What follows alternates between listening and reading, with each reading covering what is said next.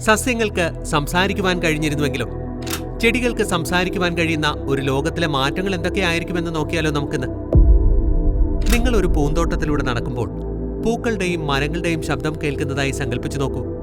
എങ്കിൽ ചെടികൾക്ക് വെള്ളവും സൂര്യപ്രകാശവും പോലെയുള്ള ആവശ്യങ്ങൾ നിങ്ങളുമായി പങ്കുവയ്ക്കുവാനാകും. പൂന്തോട്ട പരിപാലനവും കൃഷിയും കൂടുതൽ കാര്യക്ഷമമാകും. പരിസ്ഥിതി അവബോധം കുതിച്ചുവരും.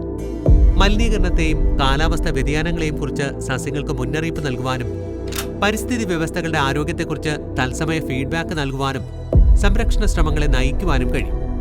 മനുഷ്യ സസ്യബന്ധങ്ങൾ രൂപാന്തരപ്പെടും.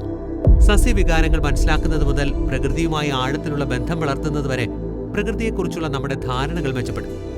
സംസാരിക്കുന്ന സസ്യങ്ങൾ പ്രകൃതിയുമായുള്ള നമ്മുടെ ഇടപെടലുകളിലും പരിസ്ഥിതി സംരക്ഷണത്തോടുള്ള നമ്മുടെ സമീപനത്തിലും മാറ്റങ്ങൾ സൃഷ്ടിക്കും. അതുപോട്ടെ, സസ്യങ്ങൾക്ക് സംസാരിക്കുവാൻ കഴിയുമെങ്കിൽ നിങ്ങളുടെ ജീവിതം എങ്ങനെയൊക്കെ മാറിയേനെ? നിങ്ങളുടെ അഭിപ്രായങ്ങൾ കമന്റുകളായി പോരട്ടെ.